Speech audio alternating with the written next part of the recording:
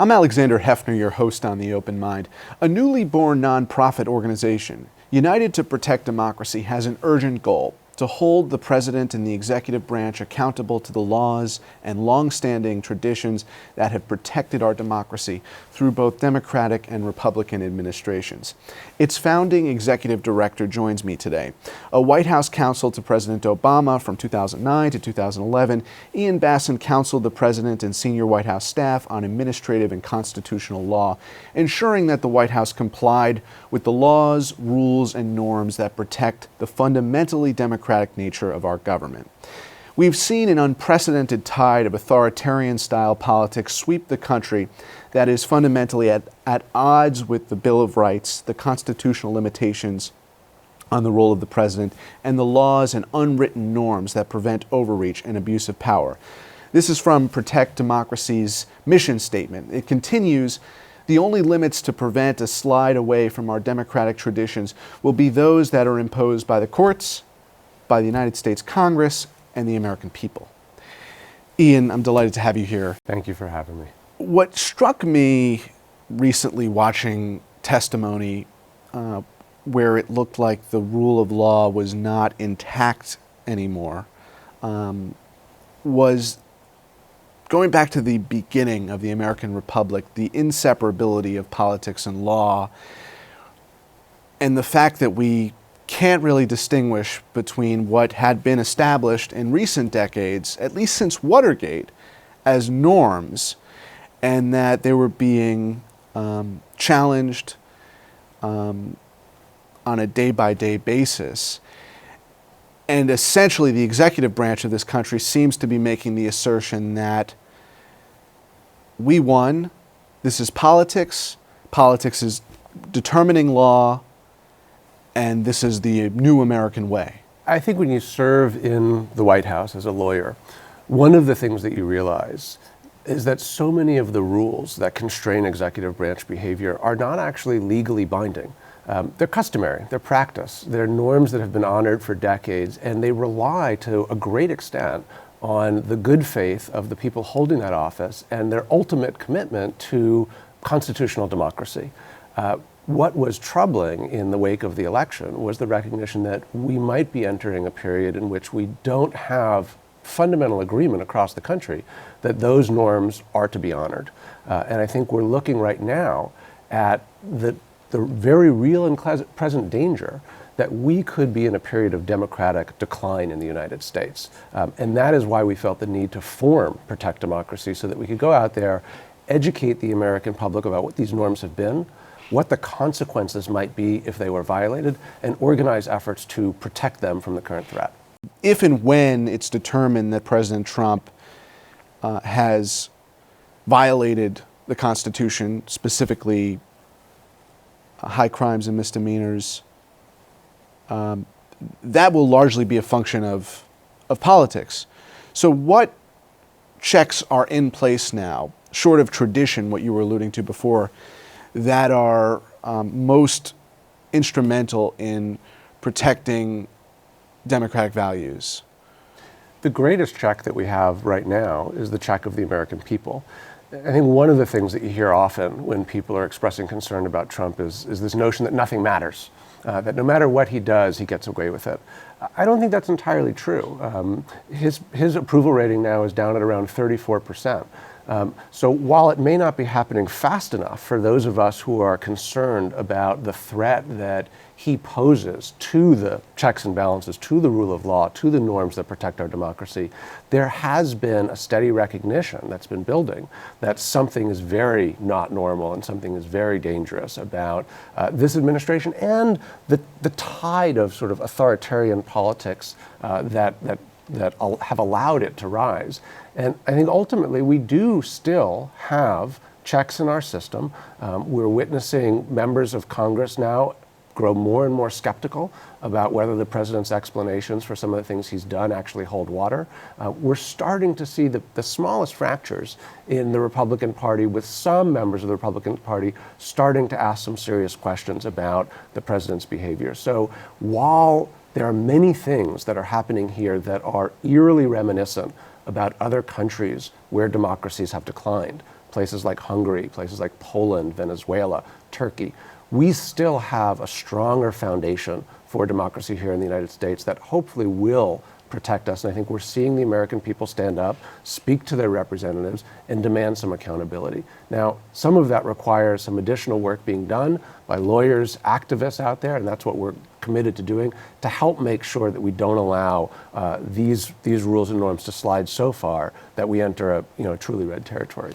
And when you think of the check that is the law, that is the Constitution, that is going to prevent a unitary executive, unilateral decisions that really can usurp the checks and balances we've come to understand as fundamental to American society, where do you find the most potential for that kind of legal protection, insurrection, on a case-by-case basis, like with the travel ban, for instance, or is there a holistic approach you can take? For instance, the most damaging thing, I think, to people, and this may very well arise in the coming months, is the pardon power of the president and the ability he would have to basically negate the post-Watergate reforms that were important to protect the independence of the judiciary and investigative bodies like the FBI, to pardon people on a need-to-know basis, right? That's not so far-fetched from being possible. So are there legal mechanisms other than popular political support that you're going to rely on if and when those things emerge? Well, I think the first thing we need to recognize is that the Constitution alone and the laws alone are not a sufficient backstop. Some of the things that the president has done recently, for example, simply the decision to fire the FBI director, taken irrespective of the reasons behind it, is something that a president is lawfully allowed to do. When we were in the White House, we had a set of rules governing contacts between the White House and the Department of Justice and the FBI. Those rules have been in place for more than 40 years since Watergate. They've been abided by both Democratic and Republican administrations. One of the first things we did at Protect Democracy was issue a memo to the media and to the Hill to help educate people on those rules. But those rules are not legally enforceable. So we do need to recognize that it is not the Constitution itself and not the laws itself that will protect us, which I think is why President Obama in his farewell address pointed out that our Constitution and our democracy are not self-executing. They depend on the active fertilization of each subsequent generation of Americans to reinvest these laws, these norms, with meaning and support. What we've been doing as an organization is trying to help that process. And there's 4 steps that we go through to do that. The first is public education, putting out memos like the one we did on the rules governing contacts between the White House and DOJ, which we did in early March and turned out to be prescient because those are the very rules now that are at issue with whether or not the president has been trying to obstruct investigations in the Department of Justice. It's important to educate people on those rules because then they become the subject of congressional hearings, media reports, and ultimately citizen response, citizen voting. The second step is monitoring and exposing misbehavior. We do have tools as citizens that can hold the government accountable. We have filed more than 150 Freedom of Information Act requests, which allow us to get access to government records and documents that will show whether misbehavior is taking place. The third step is then inducing oversight, taking the materials we receive, presenting it to the relevant oversight bodies, and asking them to do the oversight job that is one of the checks that's built into our system. Now, some of those oversight bodies are being reluctant to act. Right now, in particular, Congress and the Republican majority is not doing the oversight job that they should be doing. So we've set up a 501c4 advocacy organization to build public pressure on those oversight bodies to make sure they act. And then finally, the fourth step is litigating, making sure that we're going to court, and where there are judicial remedies that we can seek in court, making sure that judges hold the line on core principles that are central to our democracy if the other checks and the other branches of government fail. Would you use that last mechanism if and when the president begins to pardon people who are under investigation? I mean, that seems to be a plausible scenario. Yeah, and I think one of the things that we need to be doing now is making sure that we're performing legal analyses and getting them out into the hands of senators and other leading figures in our community that will inform how you respond in situations like that. There's a great deal of political and public pressure that interfaces with the law, that animates the law. And we need to make sure that there are leaders out there in the legal sphere, on the Hill, that are making clear what would be an acceptable use, what would not be an acceptable use. But the question of whether you go to court and ask if whether a particular pardon was acceptable or not is really a novel one for the courts. And one of the things that we're thinking about now is how do you start to develop and understand legal doctrines that may be necessary to protect our democracy at this point in time that may never have been recognized before because they weren't necessary. And this is a part of American law that has been in existence for hundreds of years, this notion that new circumstances might require new legal doctrines. Brown versus Board of Education was a relatively novel interpretation of the 14th Amendment. The recent decision respecting same-sex marriage was a relatively new interpretation of the 14th Amendment. Even on the conservative side of the ledger, the arguments that retail stores are entitled to religious freedom rights was a relatively novel legal argument and doctrine. I think we need to be thinking now about what are the ways in which our Constitution and our law protect us today, given the threats of the modern era, one of which is some of these potential abuses of power that you're talking about. And one of your peers in this arena is Jamil Jaffer at the Knight Institute, First Amendment Institute at Columbia University, who has filed to protest the president's blocking citizens from his Twitter accounts as another example of an atypical use of executive power to breach some First Amendment right. So there, as you're describing, there are a lot of novel legal responses to these circumstances that are challenging and difficult and unknown. And here's another one. One of the things that we're very concerned about is the president's tendency to bully private citizens who dissent against him. We saw this during the transition when he went to Twitter to attack the union chief of the Carrier plant, Chuck Jones. Historically, there hasn't necessarily been any use for the constitutional clause called the Bill of Attainder Clause. The Bill of Attainder Clause was something that the founders put into the Constitution because they were worried that the Congress might try to convict individual citizens without due process of law. And they were worried about an overweening federal government that brought that immense power of conviction to bear on a citizen who didn't have the means to defend themselves. In the modern era, the court of public opinion is incredibly important to people's reputations, to their livelihoods, their standing in their communities. The federal government, in particular the president's power of the bully pulpit, to essentially convict someone in the court of public opinion in a way that could be damaging to their standing in their community is very much akin to what the founders were worried about happening in terms of an overweening federal government and a somewhat defenseless private citizen. So it's worth thinking about whether there are potential applications of some of these things that the founders were concerned about to the modern space. And we need to be thinking about that as we're facing threats from not just this president, but potentially future presidents and future administrations that are unlike threats we've faced before.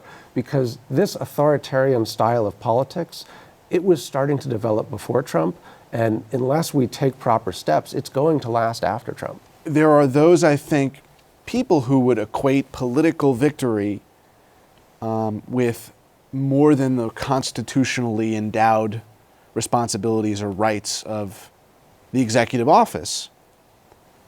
What do you do about that disconnect?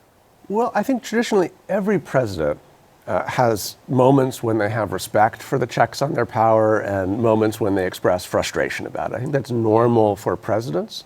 What we're facing here is a president where every example is on one side of that ledger, right? We essentially have a president right now who every time he runs into a constraint on his power, he thinks it's a ribbon in front of one of his buildings and pulls out his scissors to cut it. When he ran up against the notion that he'd lost the popular vote and that ultimately voters might be a check on his power, he began to delegitimize the legitimacy of the vote by claiming, without any evidence, that there were 3 to 5 million illegal voters. When the courts started to strike down or pause his travel ban, he began to delegitimize the courts. When the FBI was investigating his associates, he fired the FBI director. That is not a normal way for a president or a leader in a democracy to behave. Now, I think you're right that this is not just Trump alone. Some really disturbing findings that over the last 20 years, the number of Americans who would think it would be either good or very good for the military to rule in the United States has gone from 1 in 16 to 1 in 6. It's particularly high among millennials. So Trump is an acute threat, but he's riding a wave of anti-democratic sentiment in the public that we need to begin to address. I think part of what we need to do, both as Protect Democracy as an organization and us as a civic body, is begin to re-inform and re-educate our citizens as to what the values ultimately are of having checks on power, checks on democracy. Because when you look at the things that Trump has done, the firing of Comey as an official that could hold him accountable, that looks a lot like what's happened in Hungary recently, where Orban there has removed the incumbent heads of government bodies that could hold him accountable. When you look at the president undermining the courts in a way that we're concerned could lead to, at some point, the executive deciding not to follow a court order.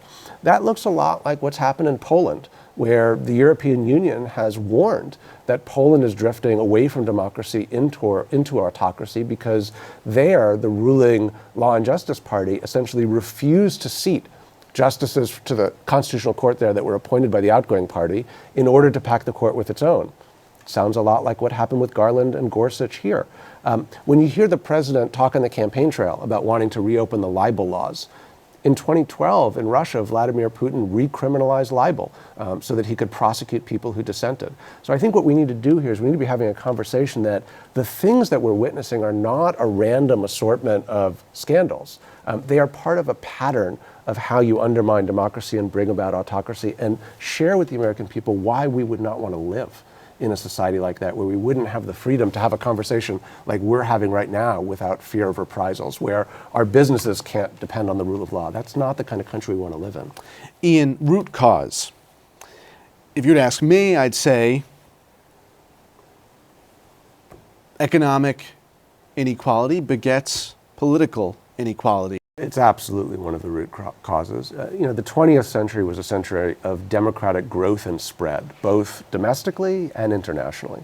So far, the 21st century has been one of democratic backsliding. If you look at Freedom House data on the health of democracies around the world, they've been going down since 2005. And those who have studied what's happened in all of those countries have pointed precisely to growing inequality as one of the causes of democratic decline. If the system is not working for you, it's pretty easy to say, well, let's change the system. I think one of the other causes is a lack of faith in institutions writ large. Chris Hayes has a terrific book, Twilight of the Elites, in which he documents how every American institution over the last decade to 2 decades has experienced some crisis of confidence by the American people, from Wall Street to the Catholic Church to Major League Baseball. So both the inequality gap and the lack of faith in institutions are driving this lack of faith in democracy. And I think we need to think about a 2-step process to get back on the right footing. Right now, we're in a rearguard action. We have to protect the norms that protect our democracy from the immediate threat, which is the current president and one party that so far is putting party and power over American principles.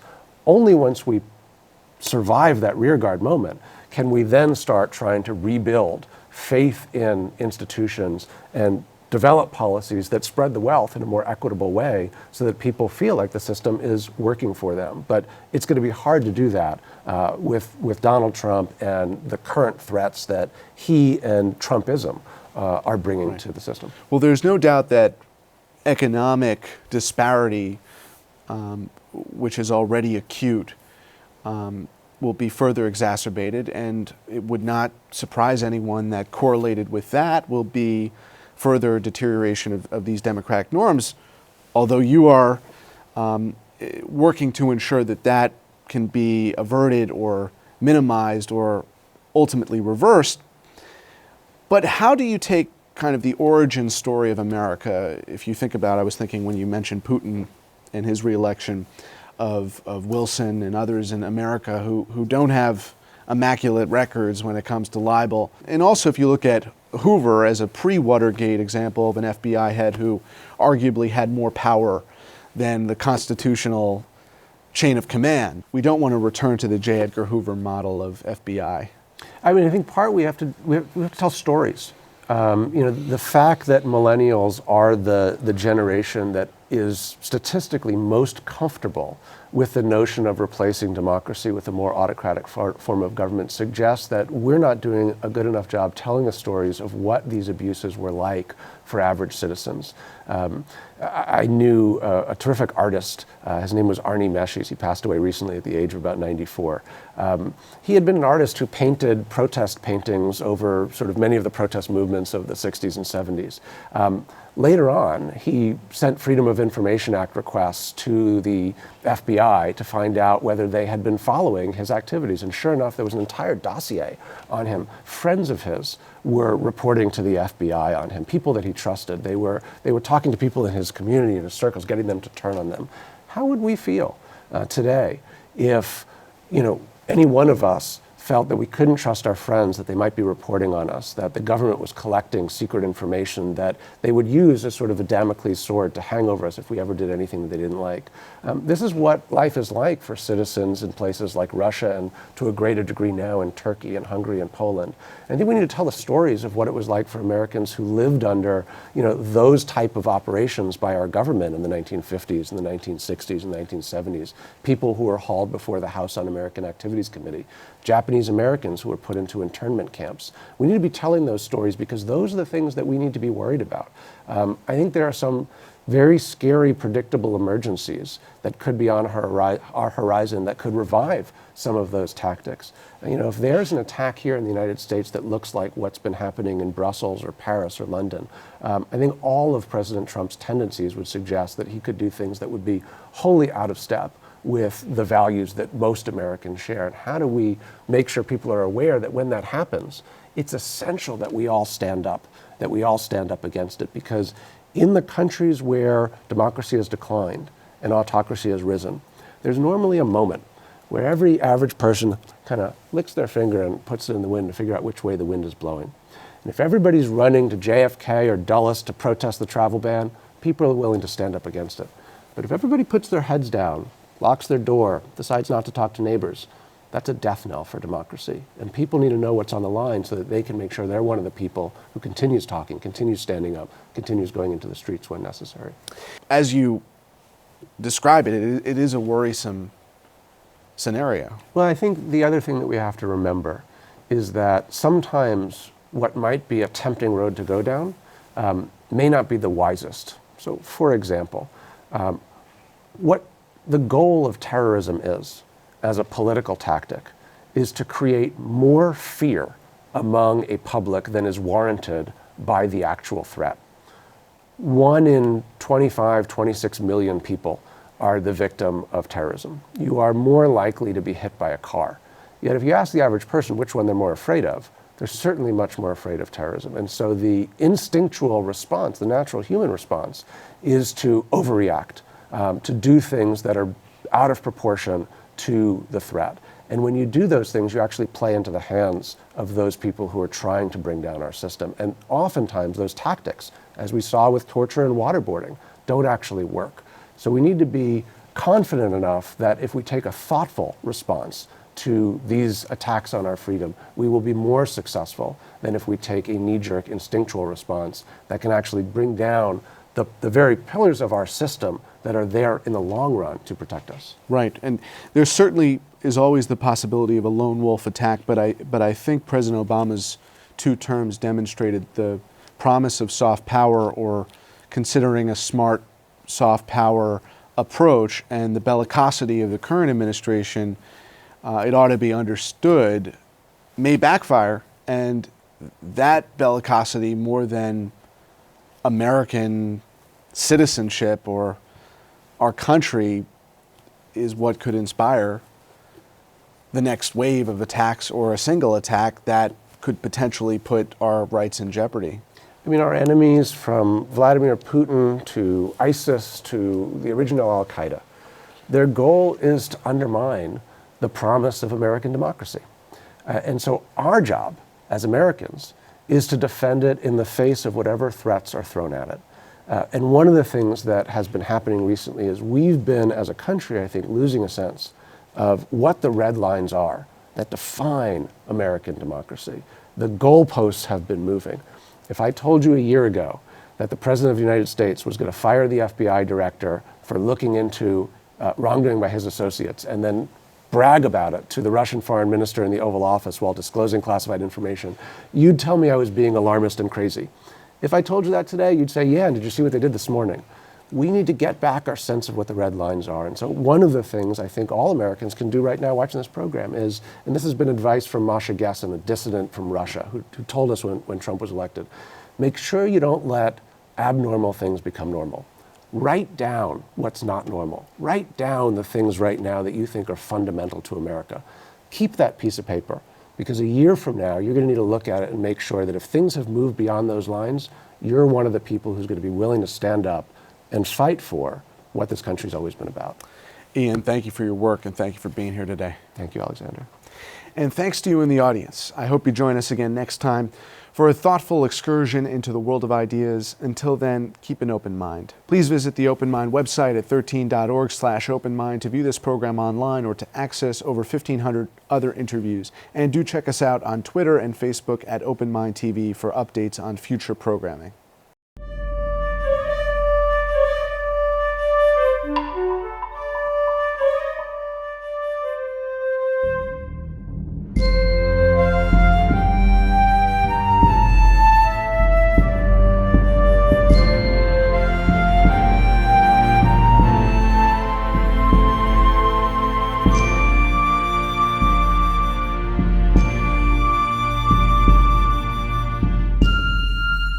Continuing production of The Open Mind has been made possible by grants from Ann Olnick, Joan Gans Cooney, the Engelson Family Foundation, Alfred P. Sloan Foundation, the John S. and James L. Knight Foundation, Joanne and Kenneth Wellner Foundation, with special thanks to the Schumann Media Center for additional support, and to the corporate community Mutual of America.